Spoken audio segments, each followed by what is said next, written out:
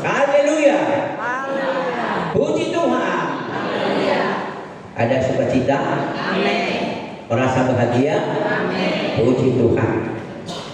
Firman Tuhan menyapa kita hari ini dalam kitab surat Judas. Nah, surat Judas.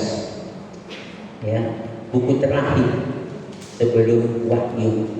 Ya.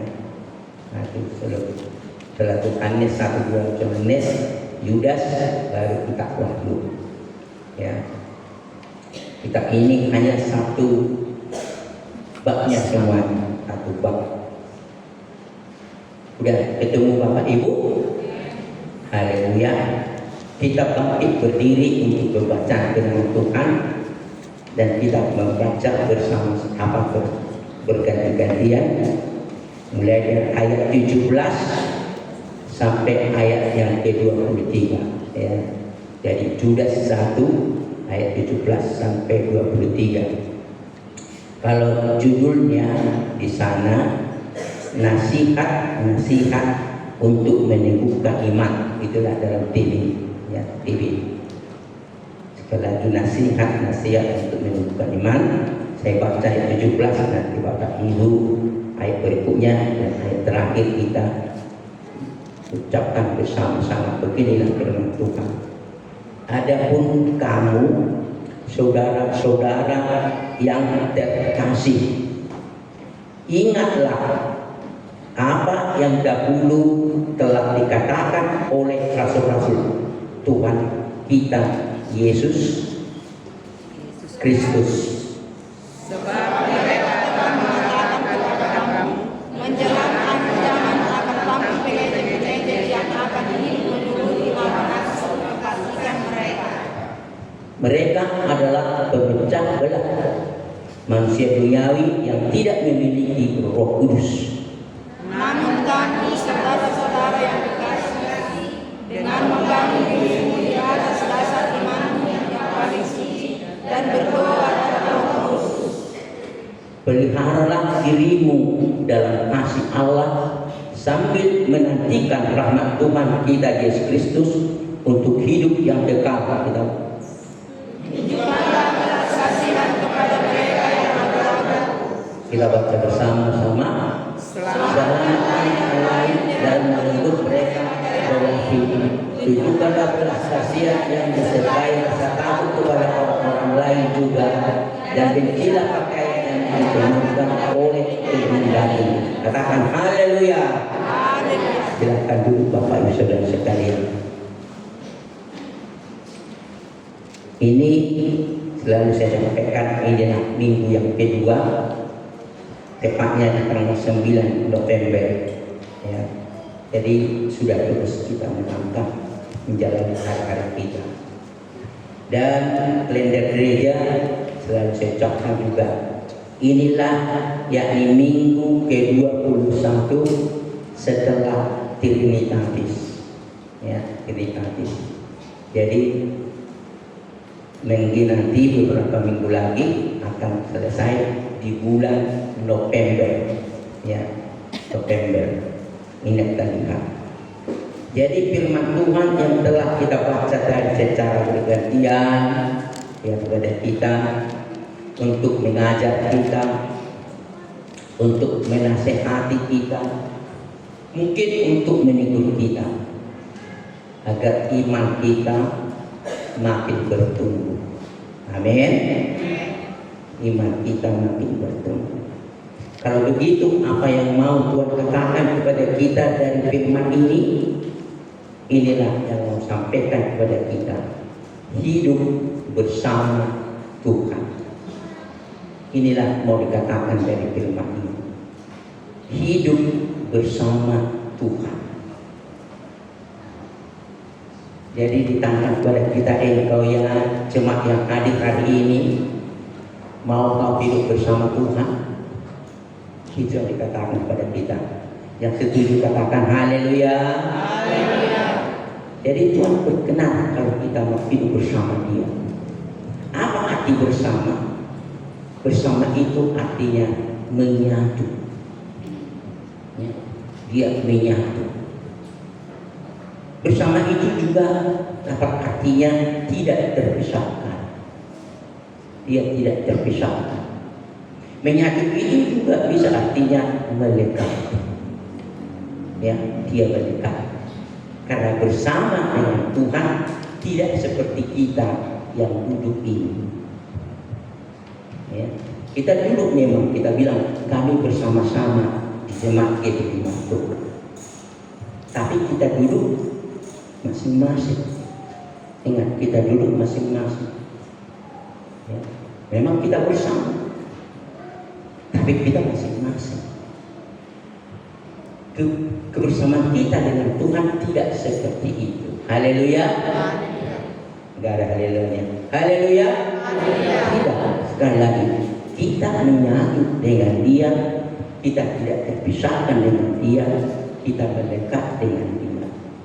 Dan itu dapat kita sering bandingkan dan nanti juga akan kita lakukan. Kalau kita mengadakan perjamuan Tuhan, kita menyatu dengan Tuhan. Aku di dalam Dia, Dia di dalam aku.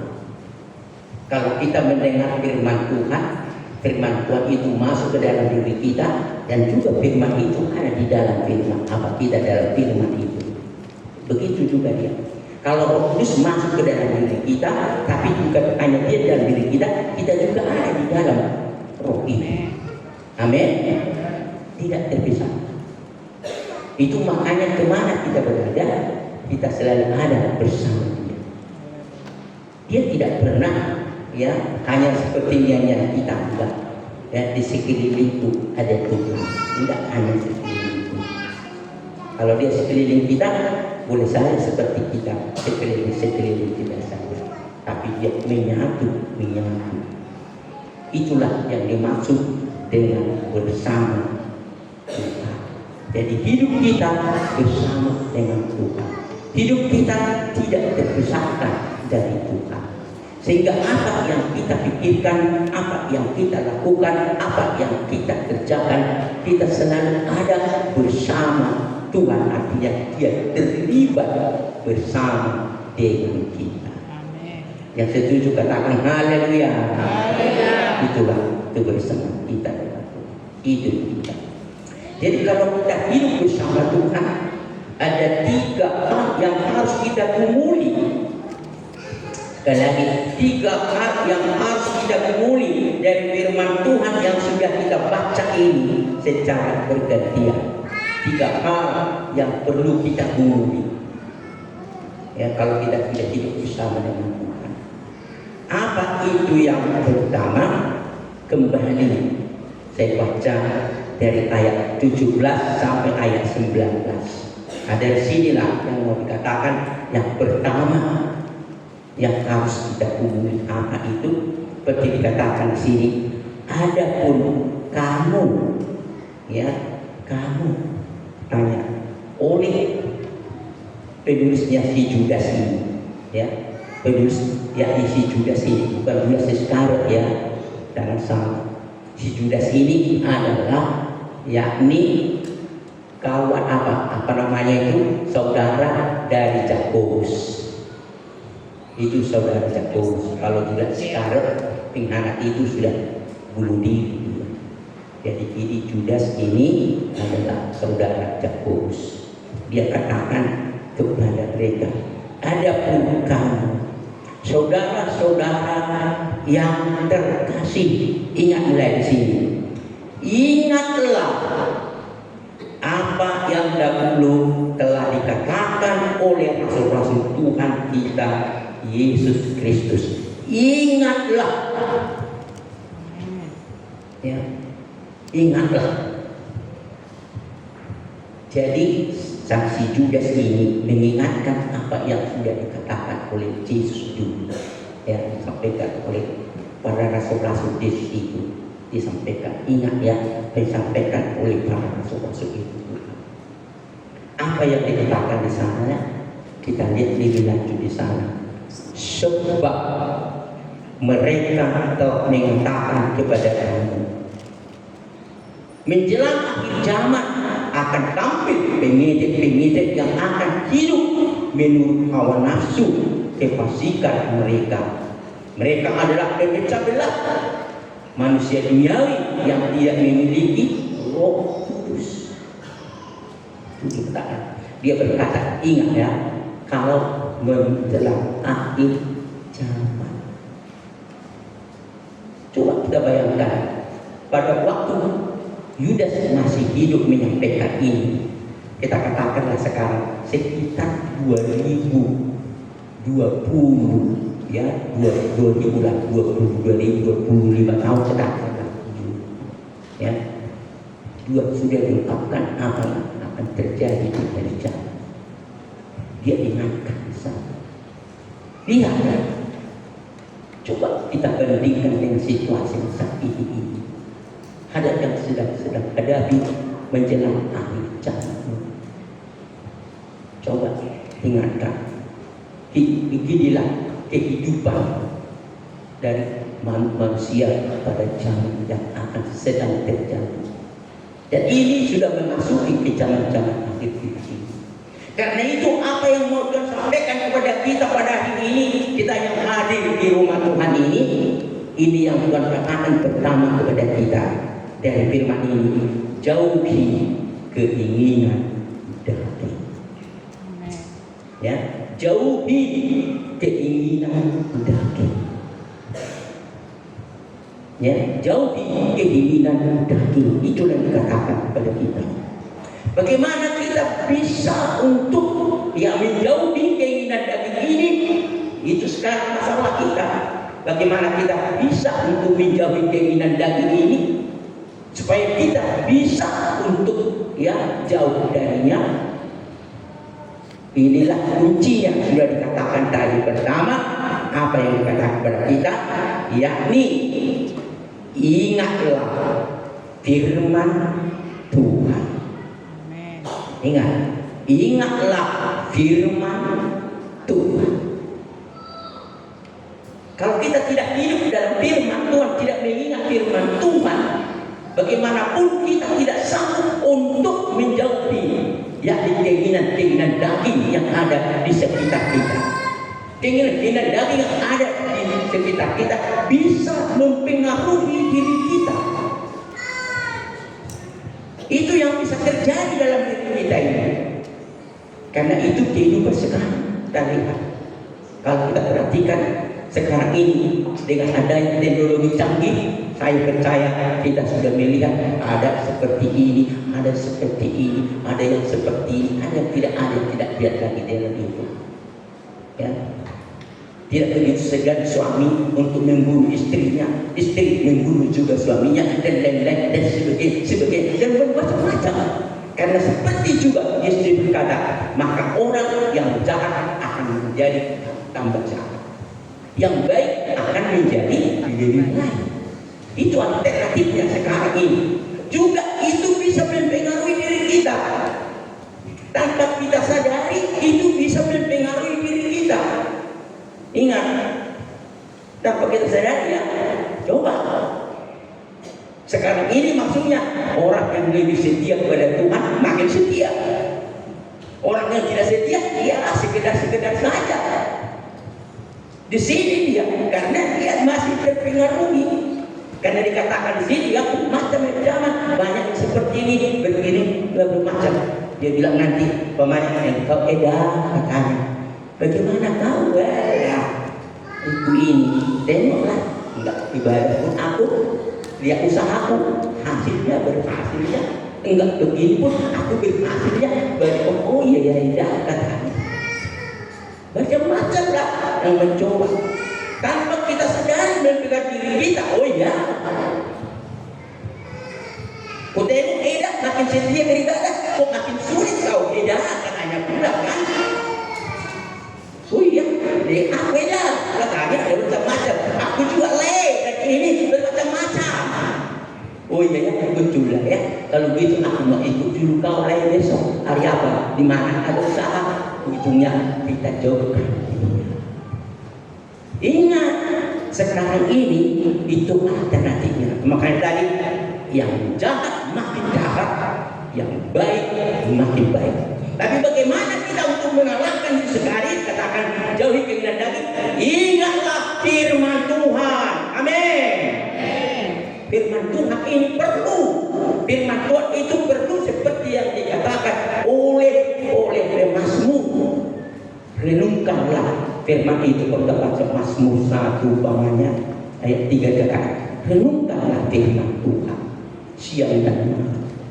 Seperti si Maria direnungkan firman Tuhan itu.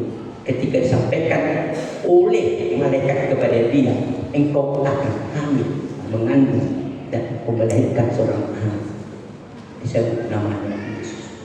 Coba kalau dipikir renungkan dia, kalau dipikir logika dia, aku belum kawin pun, walaupun memang pacaran, aku ada pacarku si Yusuf, ya, hamil. Tapi dia renungkan, karena itu firman-Nya dia tangkap, dia sekan, jadilah kepadaku seperti yang engkau katakan. Haleluya. Haleluya. Haleluya. Mari kita hidup dalam firman.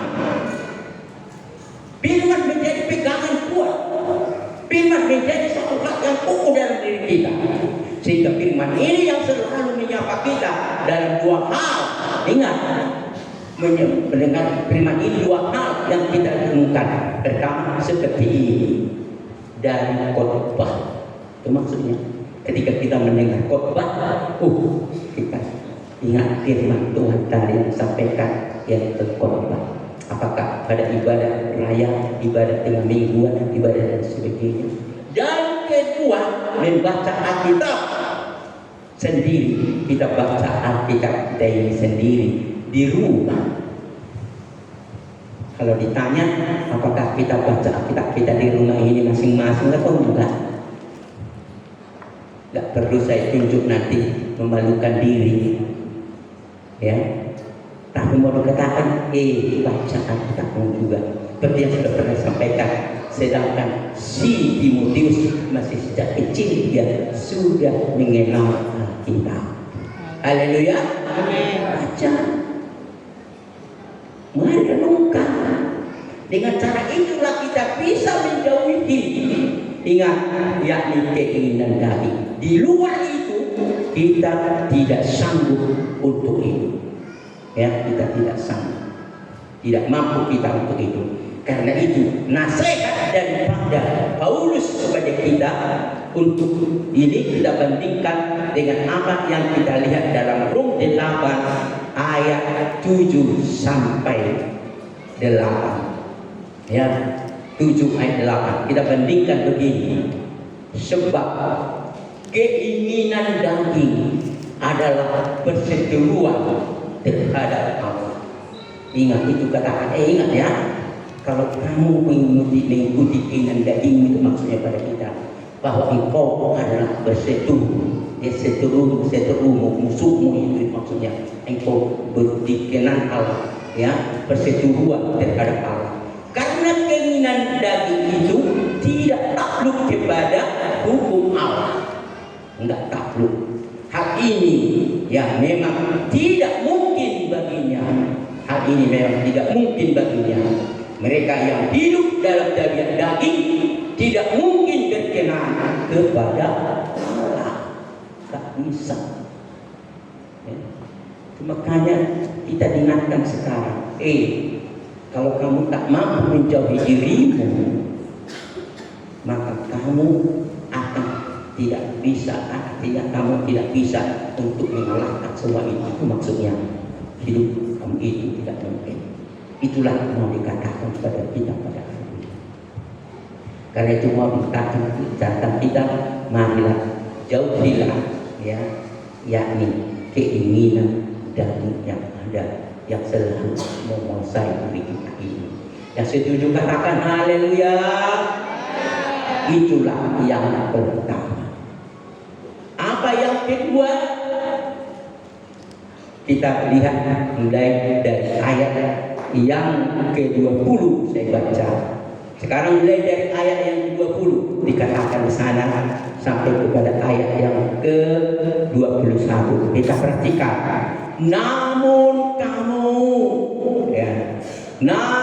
kamu saudara-saudara yang terkasih, dengan membangun dirimu di atas dasar imanmu yang paling suci dan berdua dalam Roh Kudus.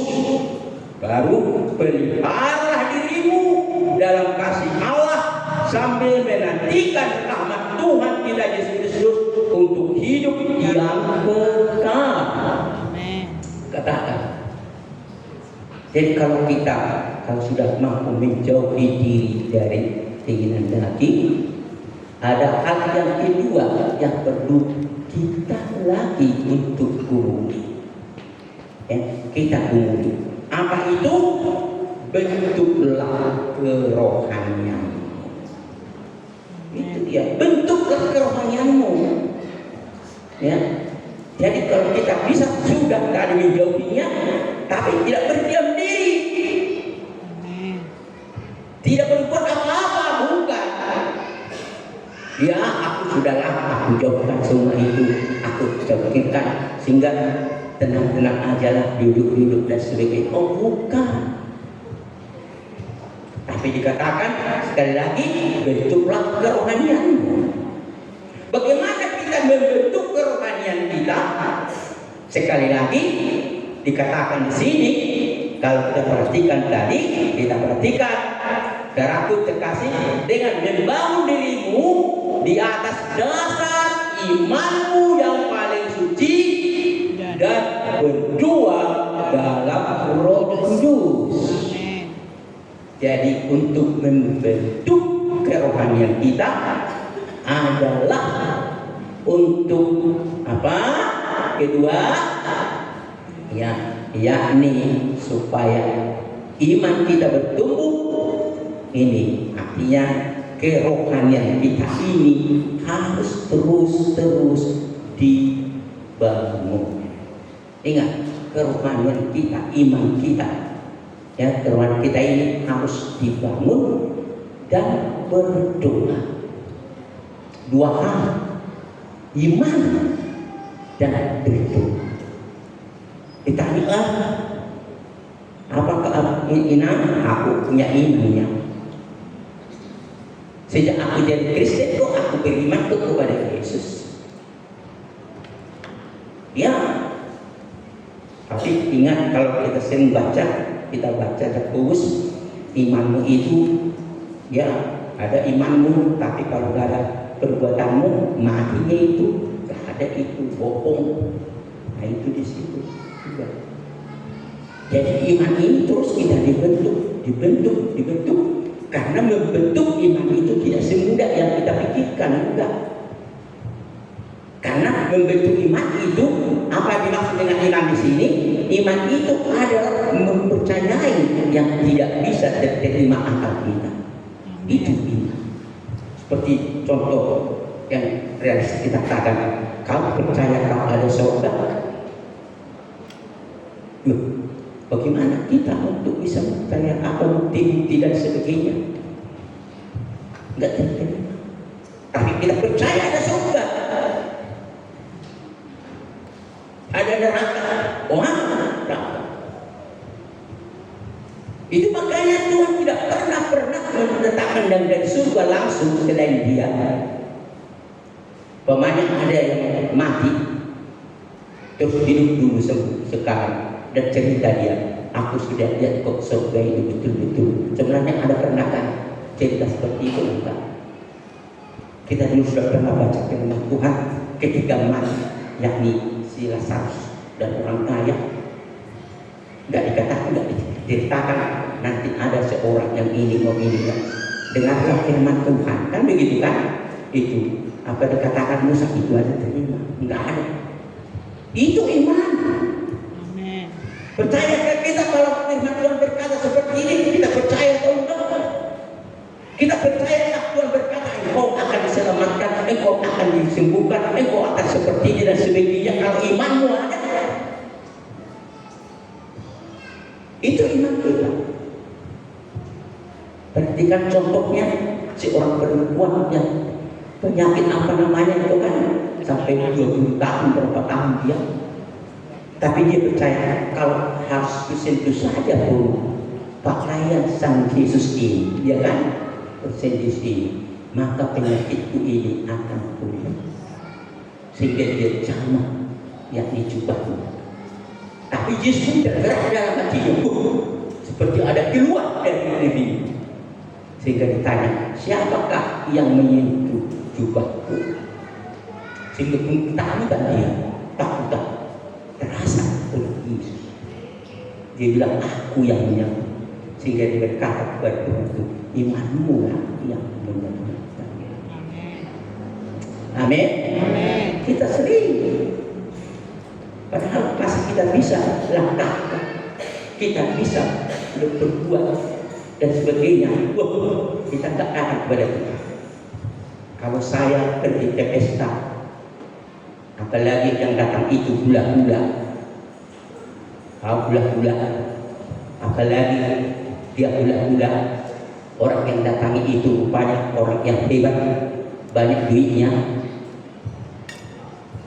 sambil yang tak bersama ahane tukoknya indah budi roh pesta budi, ya kan? Nah, dia lebih sombong budi roh pesta, tak bila ada hilang mah. Padahal kita belum seperti itu. Kalau seandainya sudah seperti ini, kita kenapa rupanya kita datang kepada Tuhan? Saya kata percaya Tuhan pasti memulihkanmu. Amin. Kenapa kita tidak datang? Imanmu, doamu, doa dalam kudus. Kita selalu berdoa, tapi Tuhan menjawab menurut waktu Tuhan. Disebut namanya kairos Tuhan, ya, itu namanya waktu Tuhan, namanya kairos. Kalau waktu kita kronos, itu bedanya, ya. Waktu Tuhan itu kairos, waktu kita kronos. Kalau tak baca itu kronologi katanya kan, kronologikal katanya, ada kita berdibaca kronologikal itu waktu maksudnya, ya. Kalau perjalanan saya, bagaimana mulai kecil sampai dewasa, itu namanya kronologi, ya. Itu kita lihat, karena kita melihat kesetiaan kita, seperti nyanyian kita tadi, Tuhan itu setia. Kalau kita juga setia, anak udah nak pesoni meluna, telah setia, nak pesoni meluna, supaya aku lupa tahu. Roh anak datang dia, aku sudah datang membuka tangannya. Tuhan, ingat, Tuhan sudah datang membuka tangannya seperti ini. Mari. Persoalannya kita mau menemui dia atau enggak? Seperti saya itu, atau seperti bapak ibu. Kalau mari kamu dong aku.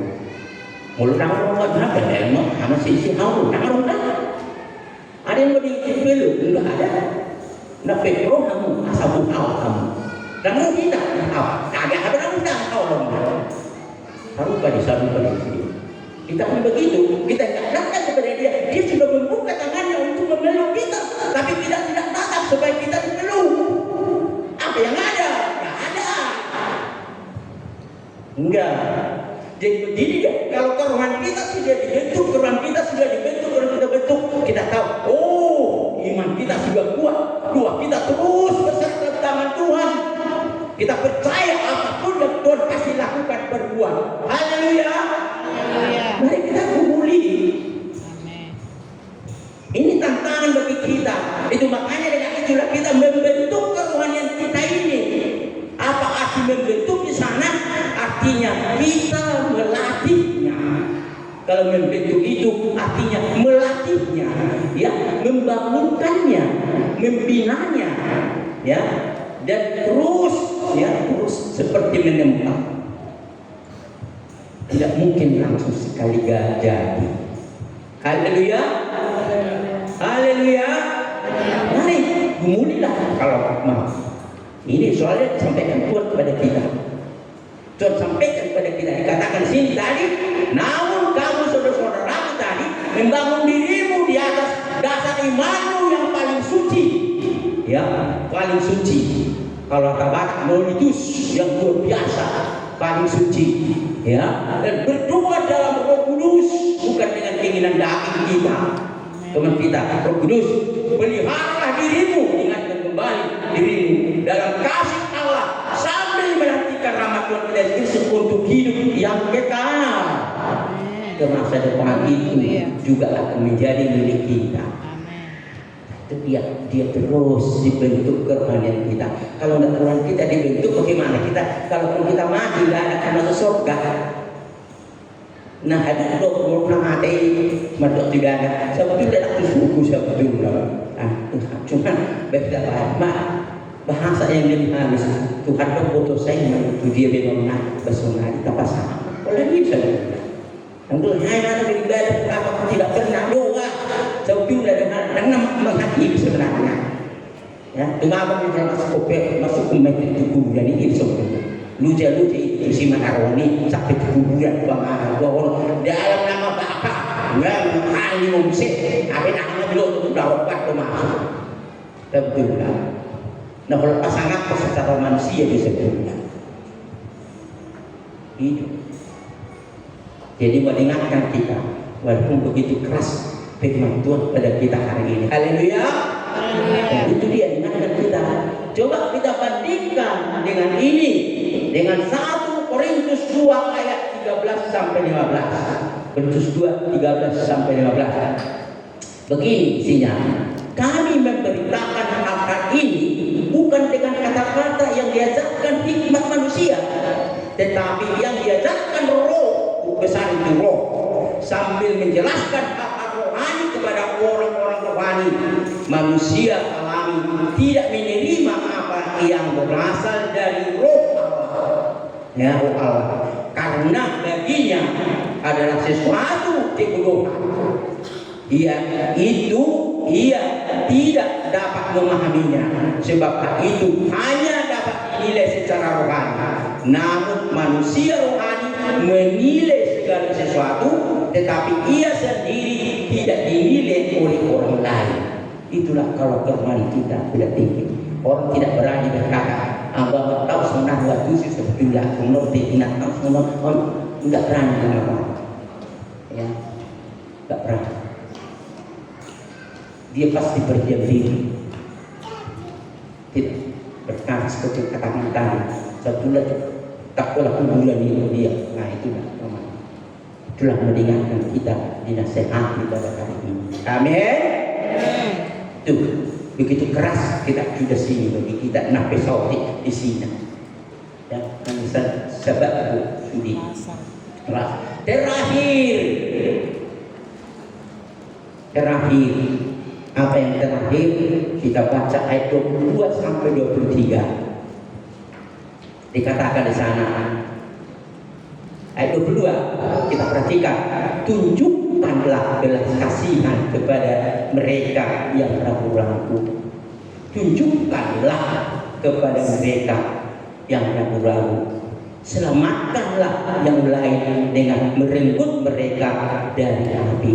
Tunjukkanlah belas kasihan yang disertai rasa takut kepada orang-orang lain juga, dan bencilah pakaian yang dicemarkan oleh keinginan daging. Dikatakan tunjukkanlah belas kasihan, ya, tunjukkanlah, ya. Kalau kita sudah kerohanian kita itu sudah dibentuk, maka cara hidup kita sudah beda. Ada dengan diri, dengan kasih di dalam diri kita. Ya itu dia, tidak lama. Sehingga dia lihat, sehingga dengan melihat kita, memang anak tahu, inak tahu, si pemuda ini luar biasa. Ya, tapi bihin cong inak tahu, anak tahu yang hanya orang sendiri kagum-kagum melihat kita. Karena itu begitu apa dikatakan Tuhan kepada kita yang ketiga, menjadi teladan bagi sesama. Amin. Kita menjadi teladan, menjadi panutan, menjadi contoh di tengah-tengah masyarakat kita. Ya. Sehingga orang berkata, dia itu inak mau beribadah, dia itu amat tahu beribadah. Sehingga dia tertarik melihat, dia tertarik. Dia menjadi teladan. Bagaimana menjadi teladan tadi? Menunjukkan belas kasihan. Ya, jangan mencemarkan diri sendiri juga. Jangan mencemarkan dirinya dari sini. Ya, ada orang berbelas kasihan seperti tapi cemar juga enggak beres. Seperti nampak yang baik. Nah, dikatakan dia, ini aku tunjukkan dia. Kita tunjukkan kehidupan kita. Ini menjadi tantangan kita. Dimanapun kita berada, kita ini sangat berbeda. Kita tidak sama seperti orang lain. Mereka lihat kehidupan kita. Ya, kita. Kalau orang ngomong-ngomong, karena hidup manusia ini begitulah manusia, enggak mengejek itu maksudnya.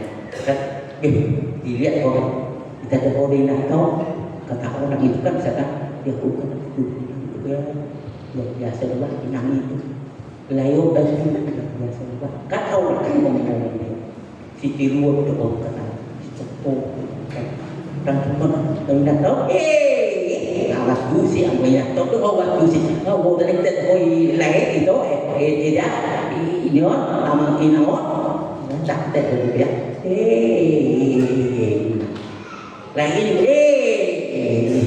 yang tak takut orang jahat katanya kan jahat semua menjadi diejekkan bagi kita bisa maka diingatkan kita kau menjadi teladan amin teladan kau menjadi teladan kau menjadi teladan di sana kamu di sana tunjukkan ya kamu taat itu ini perlu diingatkan kita. Bagaimana? Langsung dia sendiri berkata, kita lihat dalam Yohanes 13 ayat 15 dikatakan begini tentang itu sebagai pentingkan nasihat dari dia sendiri dikatakan di sana sebab aku telah memberikan suatu teladan kepada kamu itu langsung disebutkan aku memberikan teladan kepada kamu supaya kamu cuma berbuat sama seperti yang aku berbuat kepadamu. Ya, aku memberikan teladan kepadamu, kata Yesus. Berbuatlah seperti itu, seperti yang sudah kulakukan kepadamu. Berbuatlah. Jika di tengah-tengah masyarakat lingkungan kau dilihat di sana, kamu tidak sama seperti orang lain. Kamu berbeda dari orang lain. Engkau tidak seperti mereka. Ya. Orang akan saling melihatmu karena tidak ada yang boleh katakan yang lain daripada diri kita karena mereka paling berkata luar biasa orang ini. Amin. Itu yang penting ditantang kepada kita pada hari ini. Pada minggu yang kedua di bulan yakni November ini dia berkata pada kita.